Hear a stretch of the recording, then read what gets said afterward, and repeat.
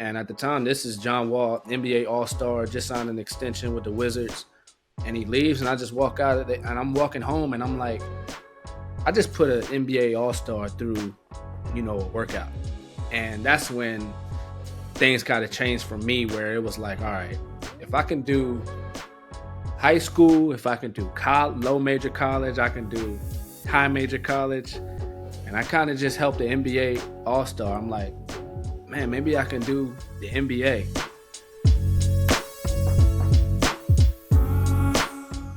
I definitely want to get into working in the NBA and being with the Lakers. But first, I want to start with basketball growing up for you and how you fell in love with the game.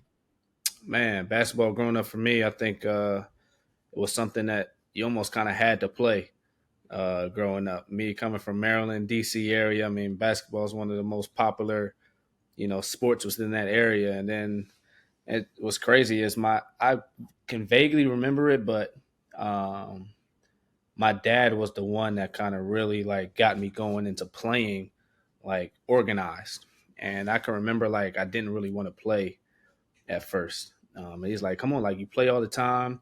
I used to play in my basement on the little, Fisher Price, hoop, and I used to play the games live. So like when I was a kid, I used to turn on the Washington Bullets game and I used to play the whole game live, like in my basement. Like I Wow. used to pick a player and like I would do everything that he did. So I mean, basketball for me was just something that I just fell in love with from the jump. But growing up in Maryland, man, everybody played. Everybody played, during recess, after school, and it was three courts outside of, my elementary school. So that was just something that you did. And along the way, I think I gained, good friendships along the way. So that's what kind of almost kept me playing because my friends was playing and it was something, fun to do. And then ultimately it got more competitive where guys are getting older, guys are getting taller. You start seeing rankings come out with guys that from in the area that are ranked nationally in the country. So it's like, man, like the guy that I'm, with every other day is, top in his class, for the whole United States of America. And that's, as a kid, it's like you put that in perspective. You really don't understand the value of that. But to me, like that's my boy. Like I see him, we talk regular, have regular conversations, but you see him in newspapers, you see him on articles, you see him on the website. So that kind of got me continue, to be motivated myself to continue to push myself, knowing that I'm able to compete with these guys and play with these guys, and seeing how far I can take it. But as a kid, basketball was just the thing, the cool thing to do, which ultimately, gave me my first love of it. Yeah, definitely being in that DC area, and a lot of guys have come out of that DMV area, and Yeah, that's cool. Yeah, I could see how that's the thing to do. At what point did you really start taking the game serious?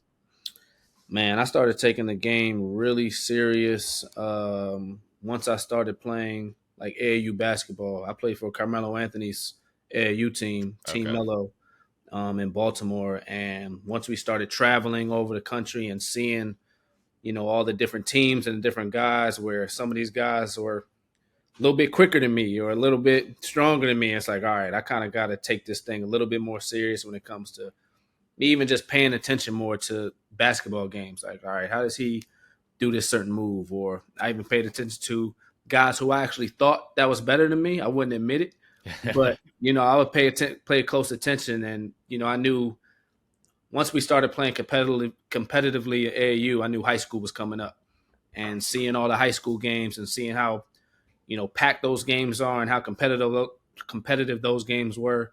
I wanted to be a part of that, so I knew going into high school, I'm like, all right, I gotta start getting stronger. Pay attention to what I'm really doing with my game, so I can actually play and have an impact. And I think the turning point for me was, seeing Montrose Christian play. That's the high school I went to. They played Oak Hill, and it was Kevin Durant, Michael Beasley on the floor, Tywan Lawson, and they played in DC. It was the biggest packed gym, and those were the top teams in the country. And I'm sitting there watching this game, and it's like, man, I'm going into high school like next year. I'm like, I don't feel comfortable with what my game is right now. Looking at these guys, so I knew like going into that summer, like I had to change some things when it comes to me just getting stronger and uh, having an impact on the game. But that was probably the turning point. AAU and then seeing that Montrose Christian Oak Hill game. Yeah, getting into high school and Montrose Christian, obviously a national powerhouse of a high Yeah, school, has had yeah, a lot of college guys, a lot of pro guys come out. Most yep, notably KD. What was your yep. experience like being at Montrose? You were there for all 4 years. Yeah, so Montrose, man, it was kind of just like a big, people called it the NBA factory, at the Yeah, time where, it was Oak Hill and then it was Montrose. You got guys, obviously you got Kevin Durant, um, Lennox Cleaser, you got Gravis Vasquez who touched the NBA, and guys who I played with myself, Terrence Ross, Justin Anderson. So I mean, it was really, really competitive, and it was really high level. Each year I was there, we were ranked in the country. So we got our opponent's best shot every night. We were on a national stage. We traveled all over the country. And our coach was like a very hard nosed, disciplined, old school coach. And just having those, kind of different teaching styles from what I was grown up, playing basketball. And it was very different. It was very structured, better be on time, 15 minutes on time. We had to wear suit and ties to games. wow, So yeah, it was very structured, but I think that ultimately made our team closer because it was so different for everybody. And just having that experience with school, making sure your school was straight, because at the end of the day, the school made sure that you didn't fool around and they didn't mess with the grades or anything. So you had to be on sharp in the classroom, and then on the court too. So it was a really big eye opener for me, just because like, all right, this is something that I need to continue to work on every single day, to prove that I belong on the floor with these guys, um, and also be great in the classroom. So it was a good experience overall, man. That was some of those relationships that I built in high school. I still talk to, you know very often. Even now, I graduated high school in 2009, which is crazy. 2024 now, so I still have some of those relationships.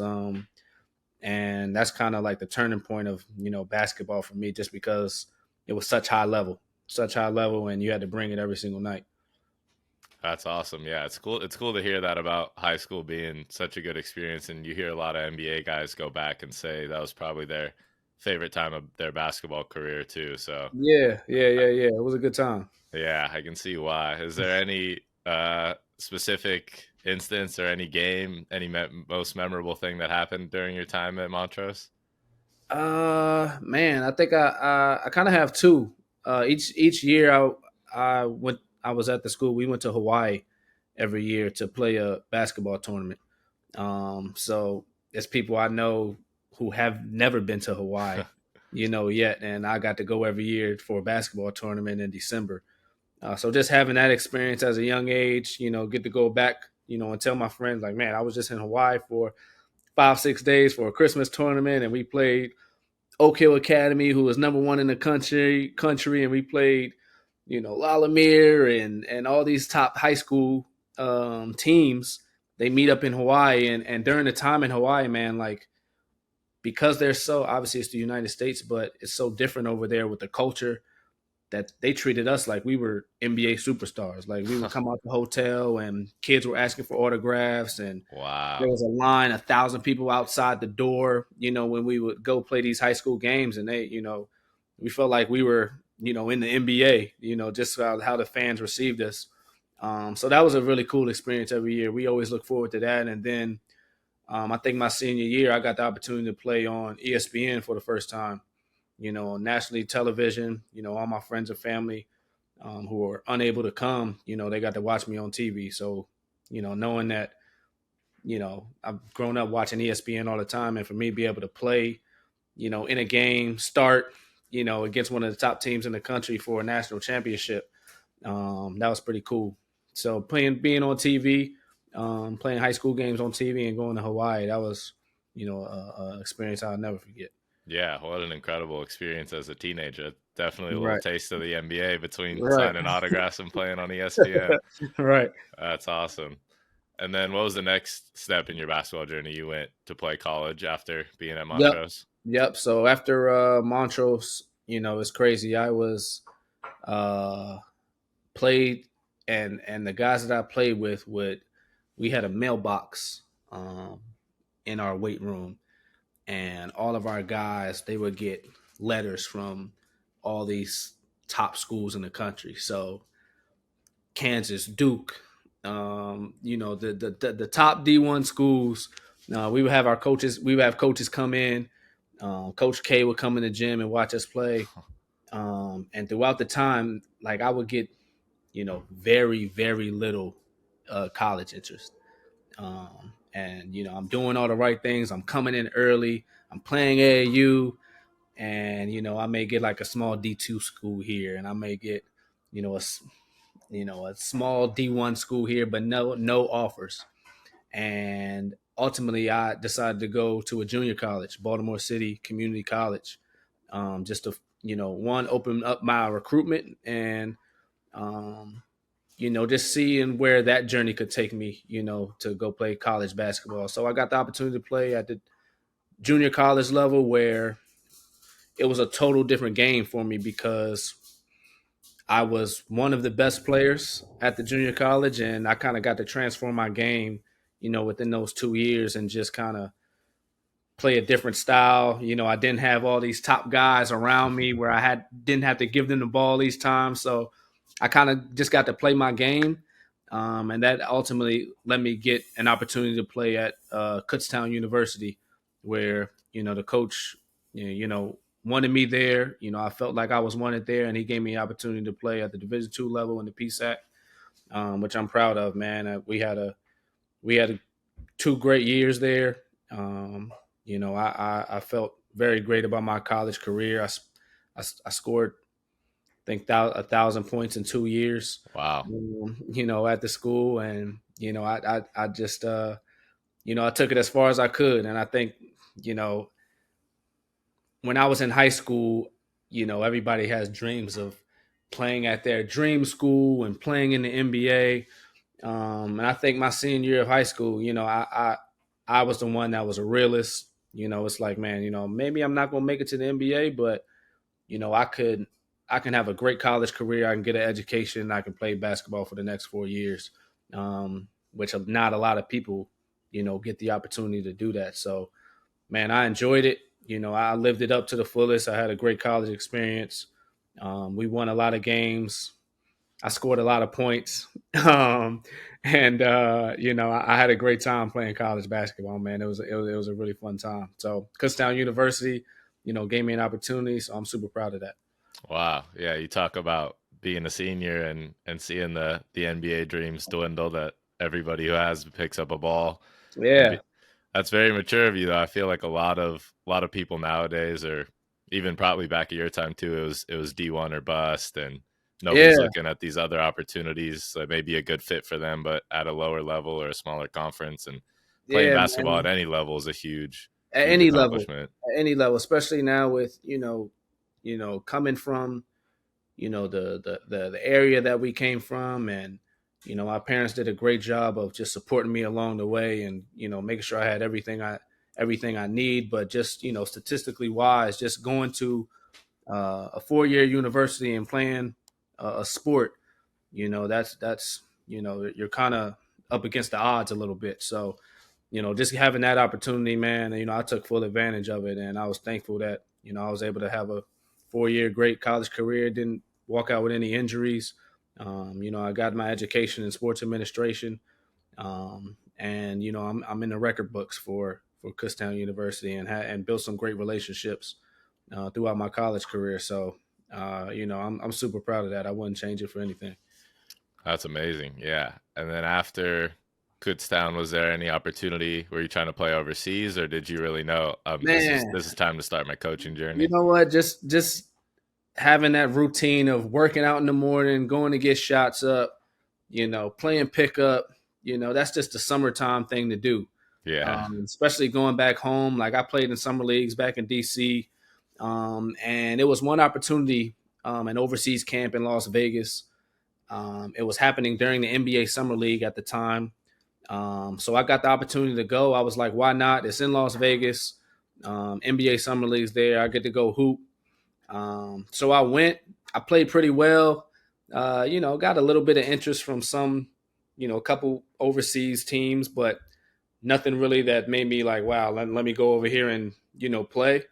So that's when I kind of knew. I'm like, all right, what am I going to do next?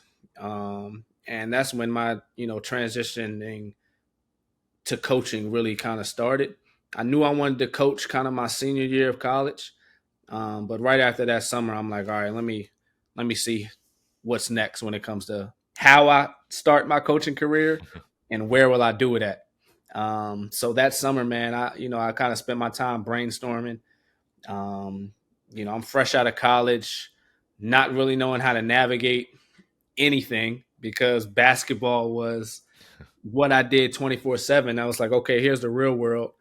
So I actually started off at Enterprise Rental Car, selling rental cars to people. And what's crazy is the business is great. The people were great. Great, great corporate job, but I hated it. And I'm like, man, this is something that I do not want to do. I was sitting there from 8 o'clock to 5 in a suit and tie, selling insurance to people. And I'm like, man, what do I need to do to start coaching? And Dan Preet, he was an assistant when I was playing in high school. He gave me my first coaching job at St. James School in Hagerstown, Maryland. So that's where I started my coaching career. He brought me on as an assistant, and he let me do a lot of things when it came to his coaching staff. So me and Dan Preet have a great relationship, and he's the one that kind of kicked off my coaching career. So I will always be appreciative for him for that. So I started coaching high school basketball probably about a year after I graduated college. Okay, so you weren't at Enterprise for too long. That didn't last Wasn't too an long. enterprise for too long. Wasn't an enterprise for too long. It's crazy when I told them that I wasn't coming back. You give your 2-week notice, and the manager, was like, "What are you about to do?" I was like, "Man, to be honest with you, I have no idea yet, but I just know I just can't be be here." But Yeah. appreciate the opportunity, but yeah, it's time to go. And then once you started in high school, were you like, "Yep, this is it. Coaching is Yeah, going to be yeah, it." it's crazy because over the course of my, you know, years of playing basketball as a kid and in high school, I got the opportunity to be a part of, a lot of coaching staffs, and there were so many coaches that had a big impact on me. My parents obviously were the number one reason of, my support in playing basketball, and my dad, he would drive me to every single practice. But along the way, I got to meet so many different coaches. Dewan Spencer, my AAU coach, Coach Jennifer, who was at my my high school. He really gravitated towards me. I gravitated towards him. Just the relationship he had with player development. So once I started coaching, I thought back to those days where those coaches who had an impact on me growing up. So I kind of wanted to be the guy that wanted to be a positive light to the kids. I wanted to see them improve. I wanted that positive energy. I wanted to give them confidence. So for me, it kind of came natural, just kind of relating with the guys, being on the floor with the guys. And I'm just kind of fresh out playing. So I still feel like I can, play with the guys, when it comes to being on the floor. So it was really natural, man. I felt really comfortable out there. And that's when I knew, like, all right, this is exactly what I want to do with my career. At that point, was it get to the NBA, or was there anything specific, or I'm just Man, going to see where honestly, this nope. takes me?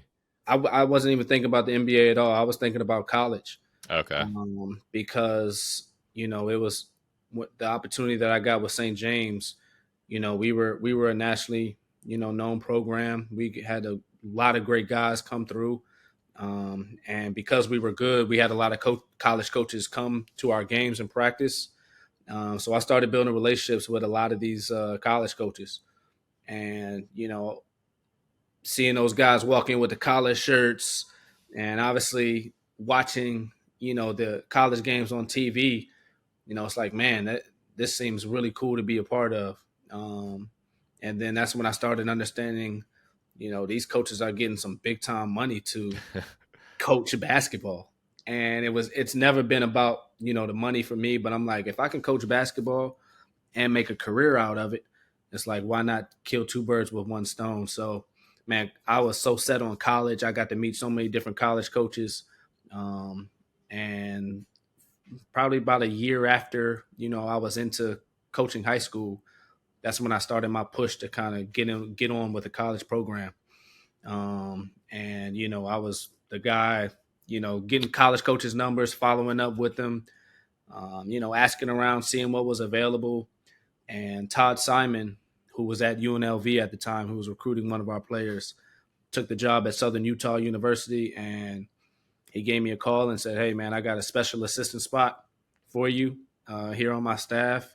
You're going to be living with the guys, in a townhouse. I don't have much money for you, but you're going to be a part of my staff." And it was no hesitation. So I moved from Maryland to Utah, and that was my first college, opportunity.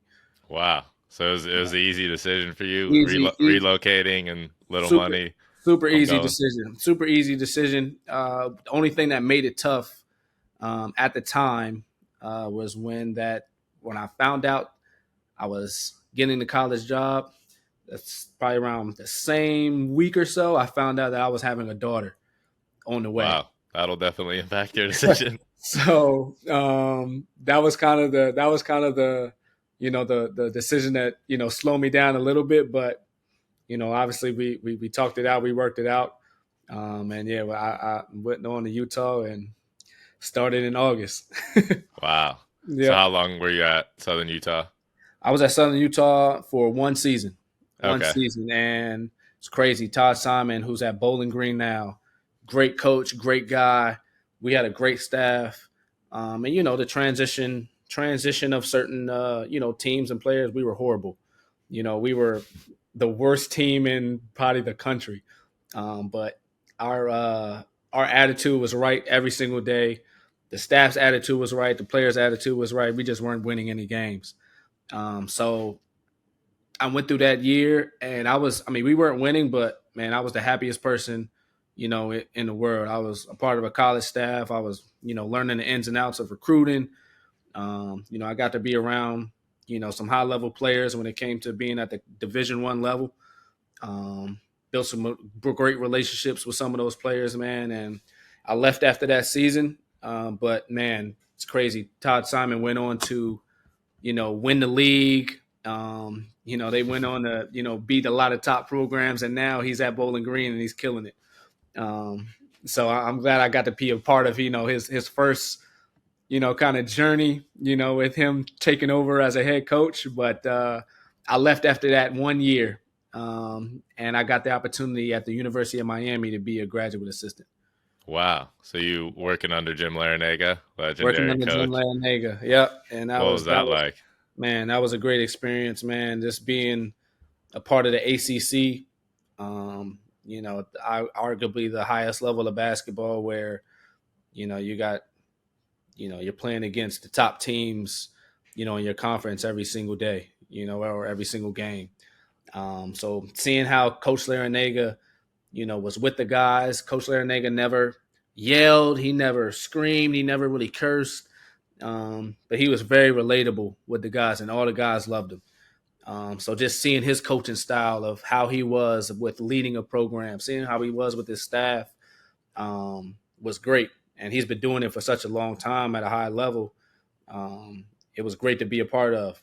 And what's crazy was when you're a GA at Miami, you were a manager at Miami, you're at the bottom of the totem pole when it comes to Coach Larrañaga, the staff, the players. Then it's like the rest of everybody else.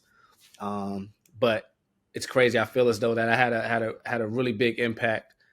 Just as a GA, me and Coach Larrañaga gained a relationship over the time, and I gained a relationship with the staff, and they were a big help with helping me, even continuing to learn how to coach, how to communicate with certain guys, player development wise. Coach Caputo was, was a great mentor for me there. Got to learn from Jeff Dyer how to code games, break down film. So that was a really good experience. Spent 2.5 years there. Being a part of that program was, very memorable for me. And that was a really eye opener for myself. Getting the education, getting my master's, having a 2-year-old daughter at the time, 1 and 2-year-old daughter at the time, and then the grind of getting up early, getting in the gym with guys. But in the moment, this is exactly how I pictured how coaching would be. And I loved it every single day. Being in the gym, early in the morning, late at night, shooting with guys, helping guys get better. And then going to class on the side. It's like, man, this kind of feels, what I've been used to all these years. Yeah, I'm sure you learned some time management tricks and tips with Yeah, that. absolutely. Being Absolutely. being a GA is more than a full-time job in itself, Oh let man, alone raising a kid. you're doing 50,000 things a day, and maybe about 2 hours is maybe just about basketball. Then the other, the rest of your day, you're going, making sure you're checking guys with classes. You're setting up dinners for recruits. You're doing office work for the coaches. I mean, you're doing so many different things, man. So if you're able to tackle that and be a great graduate assistant, I meet guys all the time that say that they're a graduate assistant at, so many different programs. I'm like, I know exactly what you're doing. I know exactly what you're going through. So keep it up. It's definitely going to pay off. But, I enjoyed every moment of it. Yeah, what an incredible experience being at the ACC at such a young age in your coaching journey. That's a huge stop, I'm sure. Yeah, yeah, yeah. Seeing that high level play with, you're playing Duke, you're playing Syracuse, I got the opportunity to be a part of, the NCAA tournament. We lost to Loyola Chicago at the Oh, buzzer. My first year, which was disappointing, but man, it was great to just be a part of that college basketball experience, because at the end of the day, that was something that I dreamed of when I was at high school, and I wanted to play at that level. Obviously, I didn't get the opportunity to do that at that stage. Division 2 everywhere is obviously different than high major Division 1, but it came around to me in a different way. I got to be a part of the coaching staff, in these big games and these ACC games, and being a part of that, that was pretty cool for me, because that's something I envisioned, you know, coming up through high school, being a part of that. But getting to experience that as a graduate assistant was, just as cool. I know you had a run-in with John Wall during your time at U Miami, I and you did, said that's when it changed for me. Maybe I can work in the NBA. Can you talk about man. a little bit about that? Man, it's crazy. That's one of the moments I'll probably never forget. So during the Miami days, every summer, NBA guys will come and use our gym. So the player development guys, NBA coaches would come down, use our gym, and sometimes we got to be a part of the workout, just as far as rebounders if they needed a rebounder, or I would just go pull up a chair and just sit and watch what they're doing, how they're communicating with the guys. So one day I'm sitting, I had a night class, and our assistant coach sends me a text like, "Hey, John Wall is coming in the gym in about 30 minutes. I need you to open up the gym for him." And I'm like, "All right, cool. I'm gonna just, you know, go into the bathroom, for class. I'm gonna go run over here, open the gym." And John Wall, he'd been in a couple times, but I think he was starting to ramp up, his process when it comes to, him getting prepared for the season. And he came in, I opened, I'm like, "You good?"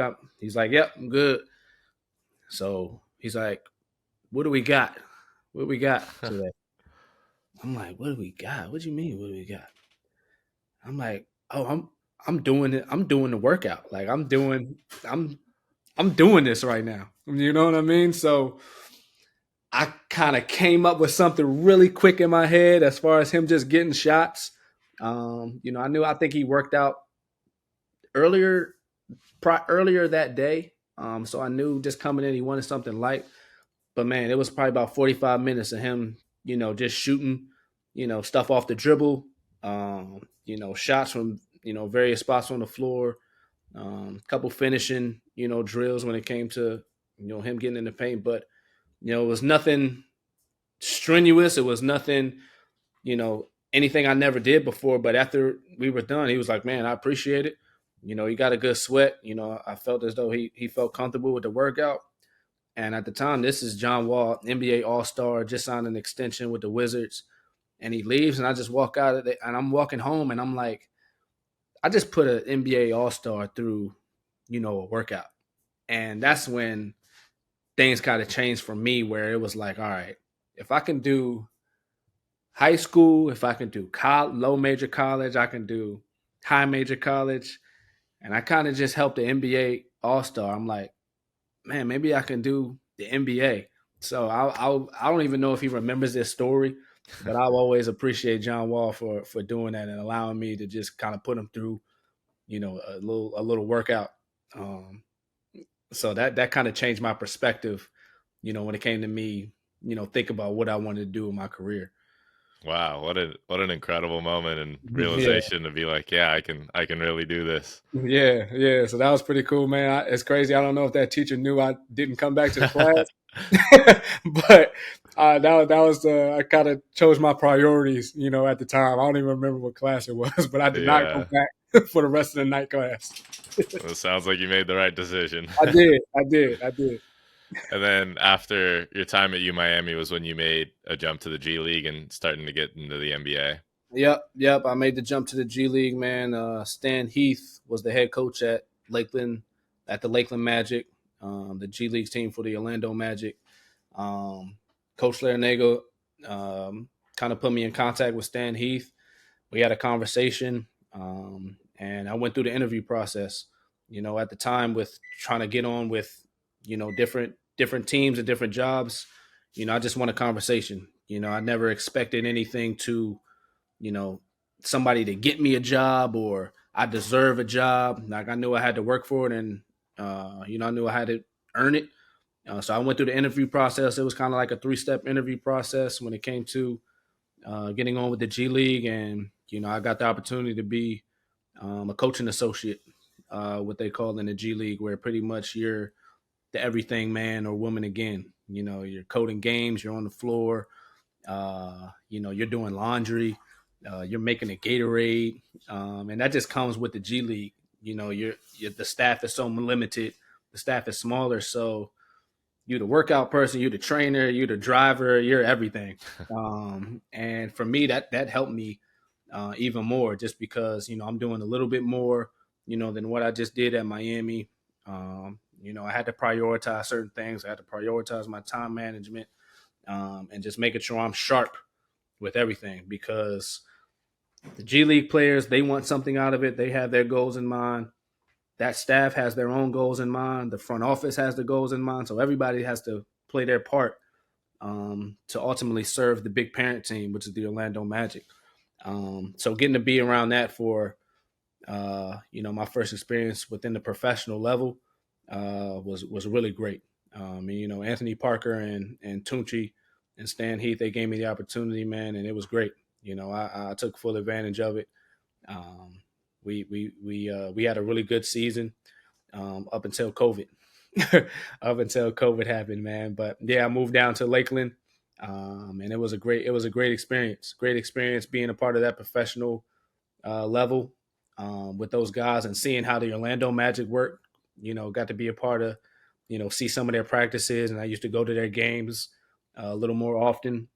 So that was the most time ever in my life where I periodically got to go to NBA games, and I got to pick and choose which games I wanted to go to. So seeing that up close and personal, it's like, all right, this is the level that I really want to be on. So, and I knew the G League for me was a step. I never played in the NBA. I didn't play overseas. I'm not 6'9", so I knew I had to go the G League route, and kind of be that guy who did everything and just continue to work his way up. And that's something that I'm kind of proud of, man. I feel as though I never skipped a step, with my journey, and I take every journey and every step along the way, very very seriously. And I try not to look too far ahead. I kind of tackle, the job at hand. And that was for me. That was during Lakeland Magic days where, man, it was, I can't lie, it was rough. Like I'm folding 50 towels, after the game. I'm doing laundry. Guys want to get in and shoot. But, I embraced it all, man, and I enjoyed it.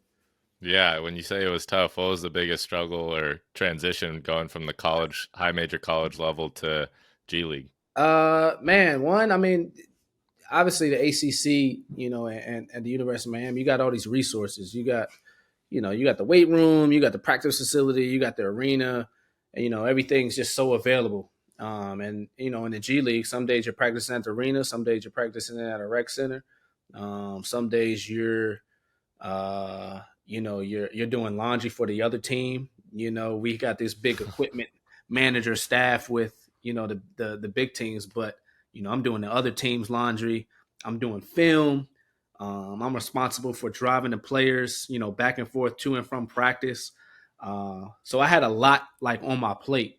And coming from Miami, we had 10 managers running around. I had 4 GAs, other GAs with me. So we kind of got to split up the work. But at once I got to Lakeland, man, it was me and another young woman. We were kind of doing it all. We were doing it all, and our heads were spinning at some point. You're still not making any money. So it's like, man, what am I doing?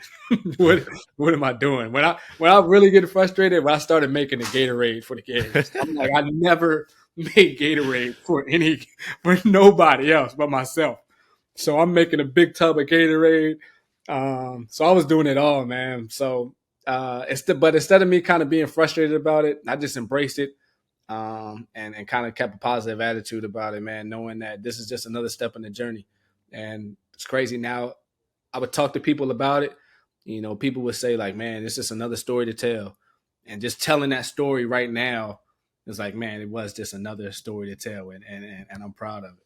Yeah, I'm sure it didn't feel like that in the moment Not when at you're all. Not at questioning all. what am I doing. But yeah, what's keeping you going during those moments? Really just zooming out and looking at the big picture and the whole journey. Yeah, I think just keeping me going is just seeing and meeting people who are at the level that I want to be at.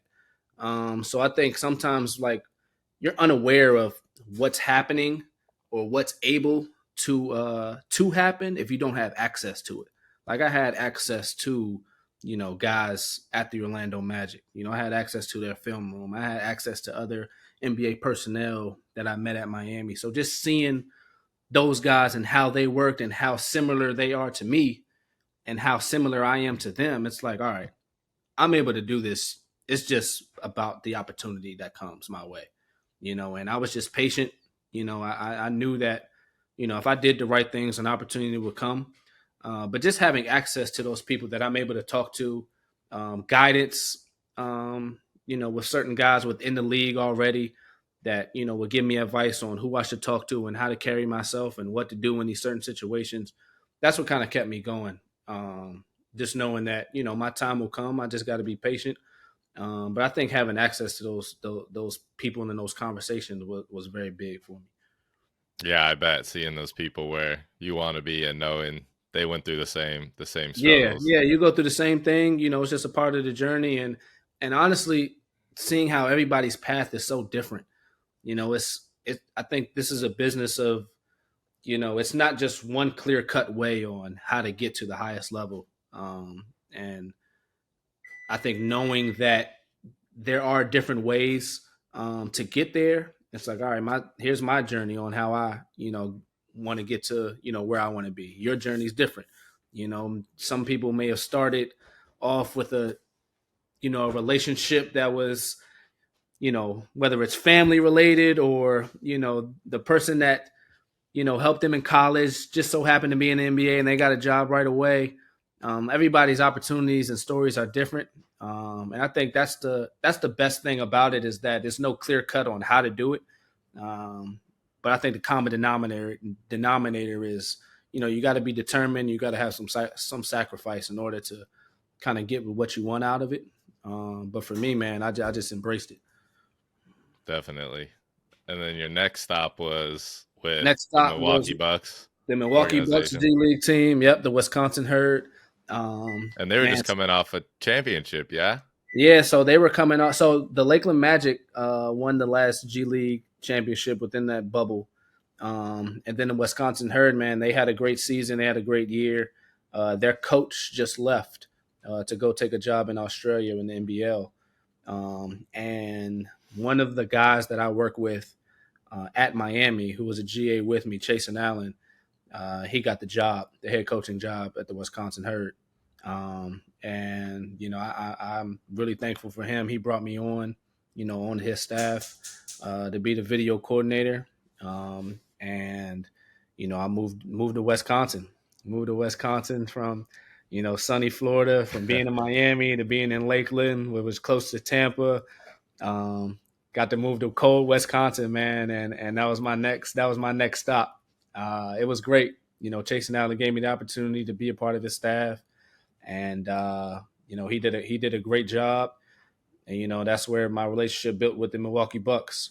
I got to be a part of their practices and see their practices, and obviously see Giannis and seeing how those guys, and at their highest level, the Bucks are coming off a championship.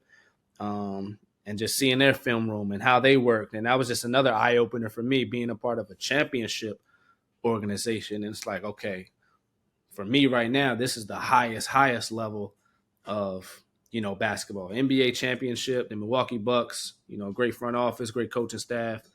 Um, so I paid really close attention to what their staff did and what those coaches did with their players, and then what our staff did with our players. So that was just another great experience for me. And then it was a different experience for me too, because the head coach Chasen Allen, we had a really good relationship prior to that. So I kind of felt like, I wasn't working with just, this super boss. Like, he was my friend as well. So we kind of got to collaborate on a lot of things, knowing his personal goals and where he wants to be. I felt the responsibility to make sure that he was sharp, making sure that he looked the best and he was prepared for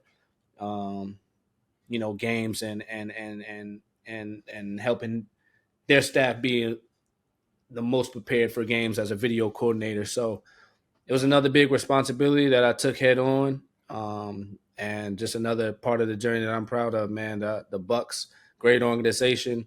Got to be a part of their pre-draft, you know, uh, being down there in Milwaukee and gain relationships with their staff and their VCs. So yeah, Milwaukee and Oshkosh, Wisconsin was a really good experience as well. Yeah, I mean, you've gotten at this point a lot of stops and a lot of peek behind the curtain of different organizations, and Yeah, that's great to really mold your coaching philosophies and to be able to see all that. I feel like a lot of people just assume that NBA teams operate the same from top to bottom, and you right. really get to see how much different it is at each spot. Yeah, yeah. You kind of get to take away a little bit from each organization. Right now I've got to be a part of three, and seeing how each one, has their own style and philosophy. And I don't think it's no right or wrong. It's no right or wrong. It's just how one organization does certain things and how they view certain things and what their priorities are. So it's been good for me, kind of just take bits and pieces of what I like, what I don't like, and kind of helping me shape as a coach. And then next jump, you get to get up to the NBA for a shot at the NBA, leave the Man, cold, and get back into the sun. And man, it's crazy. Getting the opportunity with the Lakers, man, it was just a crazy, wild experience over my time with the Wisconsin Herd. Darvin Ham was obviously the assistant with Milwaukee, and his son was my intern with the Wisconsin Herd. wow, So his son, we've gained a great relationship, and just over that season, coming up to Milwaukee, got to meet Darv. Have to have a little bit of conversation with him, but not much. Um, so that was kind of the start, of once Darv got the job. I'm like, all right, man. Like, how do I get an opportunity with the Lakers, man? Like, obviously, the Lakers not only one of the biggest teams in the NBA, but in sports. So you got Darv, who's a first year head coach. He's probably got 50 things on his mind when it comes to how he's preparing for the team. He's got everybody reaching out to him, congratulating him on finally being a head coach. It's like, all right, how am I going to get to the Lakers? So it's just one of those things where, man, once you start, connecting the dots, Darv brings on one of the assistants, Skyler, who I work closely with the Wisconsin Herd with some of their two ways. So kind of showed my interest with him. And once we got to Summer League, I got the opportunity to interview for the VC position. Got to speak with Darv, got to speak with Sky.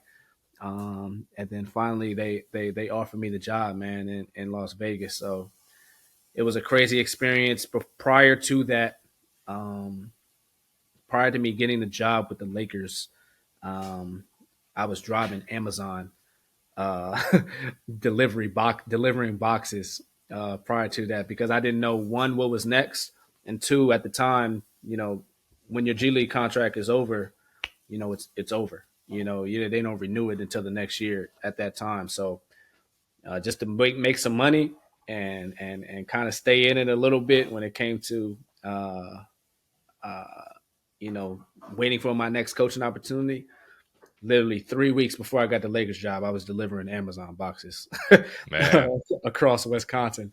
So yeah, man, got the job with the Lakers, man, and moved on to LA.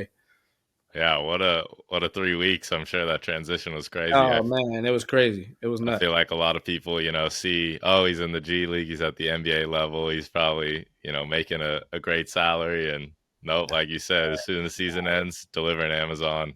Yeah. It's crazy. People come. I've gotten to know people who want to make the jump into the NBA or make the jump into coaching. Period.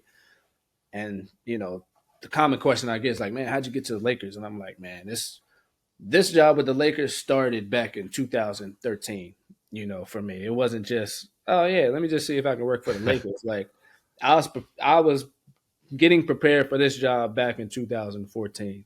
And, it's just been a journey over the years, which ultimately, when I sat down with the interview with the Lakers, I was able to say, this is what I've done. And this is, how I prepared myself to even talk to you today. So, it's not as just as simple as, people think, but, if it's something that you really want to do, you're going to go after it. And that's something that I did. And, feel blessed, to be in this position right now. Hopefully I can continue to move forward with it. Yeah, all those steps were necessary along the way. Yeah, for Uh, sure. November 26, 2022. Do you remember what happened that night? November 26, 2022. I do not. What happened that The night? next day on the 27th, you tweeted, "Man, just 6 months ago, I was doing pre-draft workouts after our G League season ended and delivering Amazon packages all around Wisconsin to make some money, trying to see what's next. Last night, I sat on the bench for the Lakers for the first time. Hashtag keep the vision." Ah, wow, man. That was a very cool moment for me, man. That was a very cool moment for me. Just over the years, just going to the Orlando Magic games, going to the Milwaukee Bucks games, going to NBA games just in general, growing up, even in summer league, I'm like, man, how do I work my way one into the NBA and just work my way on the bench? And then just probably a year before that, my goal was to like, man, I gotta get behind the NBA bench. Like that's where I want to be. Whether it's a VC late assistant, that's my goal. And yeah, in San Antonio, I got to be behind the bench and helping our VC at the time, Drew, out with clips and iPad clips and some of the scout a little bit, but just being a part of that and sitting there and taking in the crowd and taking in, LeBron James and Anthony Davis. It's like, man, all the years just kind of summed up to that one moment. I'm just sitting there like, man, I'm really here now. Like, I'm really feel like, I don't want to say I've made it, but up until this point, I couldn't look past that point. Like, that's the moment that I've kind of been waiting for, and to have that opportunity and to be there present, man, I soaked it all in and made the most of that opportunity, and I think we won the game, which was great. But yeah, man, that was a big moment for me because of the journey of how I got there, and just a couple months ago I was driving around Wisconsin throwing boxes at people's houses. Now I'm sitting behind the Lakers bench, so that was a cool moment right there. Yeah, like you said, definitely not a I made it moment, but kind of the same way guys who get drafted and walk the stage say, this Yeah, is, the journey just begins, but I feel like I've made it type of thing. yeah, So, exactly. And even as a kid, just having those dreams of you know saying I want to play in the NBA and being a part of the NBA, obviously getting to the NBA in a different role. It kind of goes hand to hand with me as a kid just saying, man, I want to make it to the NBA. Not knowing I wouldn't have a jersey on, but I got a quarter zip on. And helping these guys, win games is just as cool. yeah, definitely. I feel like a lot of people get so caught up when their playing career ends, and there's still a multitude of ways to stay involved in the game. So, hearing you say that you still got to the NBA in some way, shape, or form is very cool. For sure, for sure. Appreciate that. Getting to the Lakers, like you said, one of the best franchises, not only basketball, but all of sports. What were some things that stuck out to you early on when you first got there, once you really got a peek behind the curtain?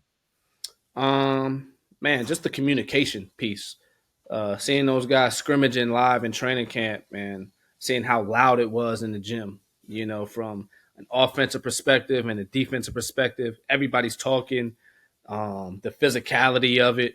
Obviously I knew it, but seeing that up close in person was like, wow, like these guys are really, really high level. And obviously you got, arguably the greatest, one of the greatest of all time on your team when it comes to LeBron, seeing how he's orchestrating things and empowering guys and seeing his impact on the floor and ultimately making the coaching staff's job, a little easier when it comes to, you know, how we're running things. And, he's been doing it for 20, 21 years now, seeing his level of IQ.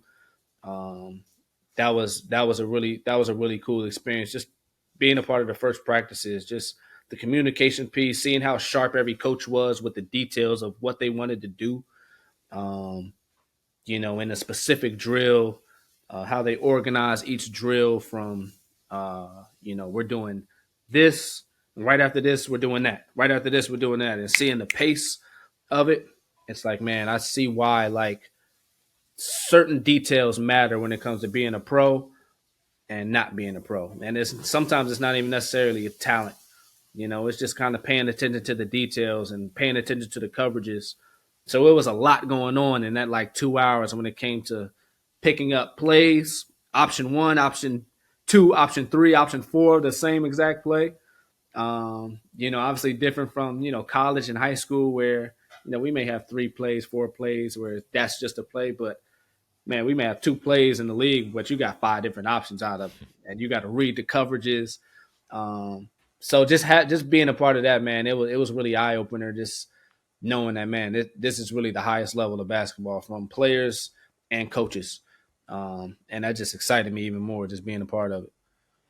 Obviously, your days are different whether you're practicing home game, away game, on the road, off day. But what's a day in the life of Micah like as the Lakers video coordinator? Man, day in the life as a video coordinator, getting in early, super early. I start my day off with a workout of my own. At the I facility, at usually? the, at the facility. I try Nice. to get there before anybody else gets there. I get to play my own music. I get to have the weight room to myself. But one, just being in shape, just staying in shape for myself, and also that's just a time for me where I know that nobody's going to be talking to me. Nobody's going to be asking me for this. Guys aren't going to be coming, to me, asking me for certain different things. So I know I just kind of use that as me time, to one, just challenge myself when it comes to workouts. And the flip side of that, I get thrown in drills. I get thrown in Wow. drills. I get thrown in stay ready groups. You know, uh, So What's I'm a out stay there. ready group? So a stay ready group is pretty much whether you have a rehab guy or whether you have a Mm. couple guys who don't play as much the night before. They'll play, just so they can stay in shape and stay in rhythm. So when it is their time to play, they feel comfortable out there. And so it may be, one or two guys, but those guys need to play 5-on-5. So, they'll take some G League guys, they'll take some coaches, and we're playing pickup pretty much. And, that's another motivation for me to continue to work out because I got to Yeah. stay in shape, Yeah. and be ready for these guys. I can't get ran over by a lot of these guys. I got to hold my own weight down there. So, man, so playing in practice, playing in stay ready groups, making sure the film for our opponent or for ourselves is ready to show the guys. I work closely with, our head coach Darvin Ham. He'll text out what clips he wants, good and bad. It's my job to kind of organize them and making sure they're sharp to show the team. And what helps me out a lot is that, I have 2 assistant VCs with me and 4 interns. And so we have a group of 7 of us in the video room, and those guys have been great. Those guys have been great, especially for me. This is my first year, as that head guy, as in the head role as the VC. And they've made my job so much easier, man, just because, they're sharp as well, paying attention to the details, helping me out with film. And then, other than that, man, just helping guys get shots. Some guys will just come in and shoot, just rebound and passing with those guys. So it could be a full, it could be a full day. It could be a full day, but, um, it doesn't really feel like work. It doesn't really feel like work to me. It just feels, very natural. I love everything that I do when it comes to, helping the guys out and the staff. Um, but yeah, being a VC, you definitely got to be on your toes when it comes to making sure everything is ready for, the guys to present. My day is to my true job is to make sure that the players and coaches are good when it comes to the film. That's my number one priority. Then we take it to the court when it comes to player development. But sometimes I got a bag. I call it the Radio Shack bag, where you got all these different cords. You got all these different hookups to make sure that, the film is ready on every projector screen, TV. To show the team when it comes to our opponents and scouts. But my video team have done a great job of it this year. When I ask for a memory from your basketball career, what's the first thing that comes to mind, whether it's coaching or playing or time in the NBA? Me hitting a game winner in college and being the number one play on SportsCenter. Wow, number one. Number one play on SportsCenter, man. We won. We beat Bloomsburg University. My game winning shot ended up number one on SportsCenter. We beat out Blake Griffin, like a windmill dunk. We beat out it was like 4 other game winners in college. The Division I level that day, it was like number 3 and 4, but my game winner was number 1. And Wow. obviously coming from a D2 school, a small D2 school, that necessarily doesn't happen all the time. So we ended up number 1 on SportsCenter, and the crazy thing about that shot was that was my only bucket of the game. Wow. Only bucket of the game. I was 0 for 11 prior to that shot, and at the time in college, I was a decent scorer. Like, I was averaging over 20 points a game, and that night, nothing was falling for me. Like, nothing at all. And I just remember Clarence Harris and Ricky Hicks. They were just telling me, like, man, just continue to play, keep shooting. It's going to fall. And that last bucket at the buzzer, we won the game, and that night we ended up on SportsCenter. Wow. I'm going to have to see if I can find that clip after this. Yeah. So that was pretty cool. That's probably the most memorable, as far as my basketball career goes. With where you're at today, what's the most important decision you've made to get there? My most important decision was honestly probably going to the University of Miami as a graduate assistant. I had the choice between going to the University of Miami as a graduate assistant or going to UConn as a graduate assistant. Um, and I chose Miami. It was super expensive. You know, it was a little less money than what UConn was, offering. And what's crazy is that following year, UConn staff ended up getting fired, unfortunately. Probably, obviously, not of their control. You know, it happens in the business, but their staff ended up getting fired. And I'm like, man, I wonder what I would have done if I went there in a year. Now I'm trying to figure it out, again. So ended up at Miami, and just being a part of Miami, I say that because one, I got to learn what I do now, sports code, at a high level from their video coordinator at the time, Jeff Dyer. He was great. And I got to see those NBA guys all summer. So that kind of transformed, my thinking. I got to see those guys work, and then that opened my eyes up to obviously move on. So I think that's probably the biggest decision, that kind of helped me to get to where I'm at. So I'm appreciative going to Miami, and I got What? to live in Miami for 2.5 years, which Yeah. that's my second home right there. What made you pick there over UConn? Honestly, man, I grew up always, knowing about the ACC, Mm. and I'm like, this is the highest level of college sports. You got the Big Ten, and you got the high major, the blue blood schools, but ACC is nothing better than the ACC. So it's like, man, my goal once I started coaching, I'm like, man, how do I continue to just be at the highest level? There was, being a part of the ACC, it was kind of a no brainer. What's your favorite failure in your career, or failure that set you up for success, or something that you learned the most from through your journey? Um, Man, my favorite failure. That's a great question. Uh, Man, I would probably say just going, being a part of the Lakeland Magic, uh, transitioning over from the college level. Now we're at the professional level. Having all that on my plate, there was times where I did not have the film ready, or I didn't Mm. have it on time, or it wasn't sharp enough for what those coaches' expectations were. It was my first year, and the GM pulled me to the side like, "Hey, I believe in what you're doing. I believe in you, but here are the things you need to improve on in order to get to the level that you want to be at." Because we've had conversations of, here's my end goal. And he sat me down and it's like, if this is your end goal, you're not ready for it at all with what you're doing now. Um, so I think that was probably, I wouldn't say it's a failure, but it was an eye opener for me to change my ways and perspective of, it's like, all right, I got to level up a little bit more if I want to continue to move on.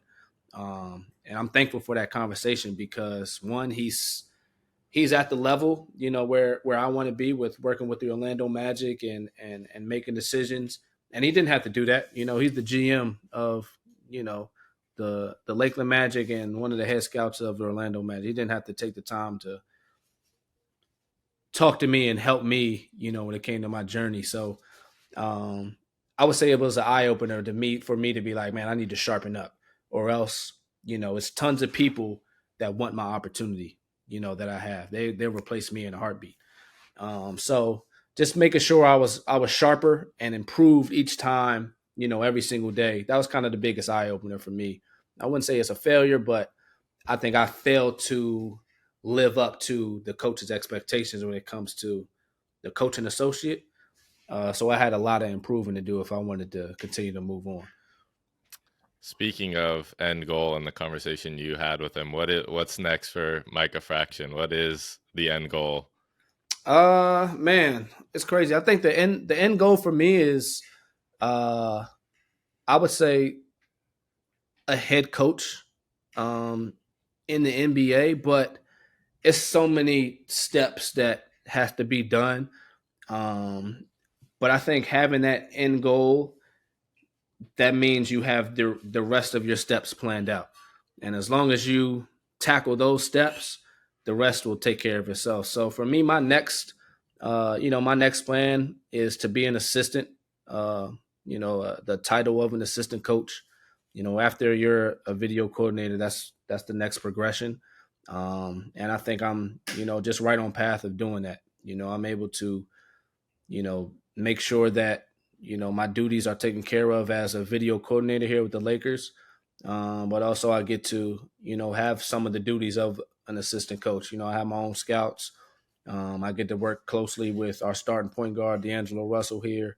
And, I feel as though I'm taking the right necessary steps to become, quote unquote, an assistant coach in the league. So that's my next goal.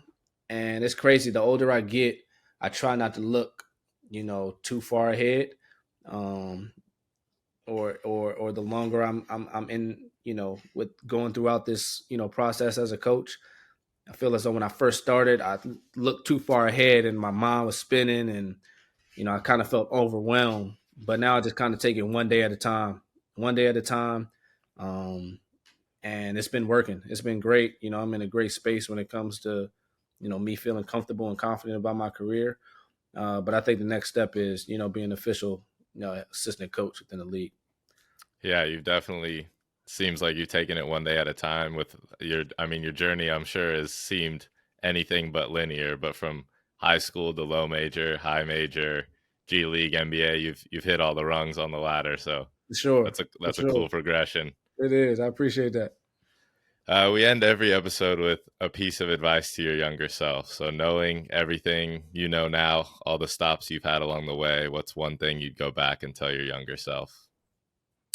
I would probably say just keep the vision.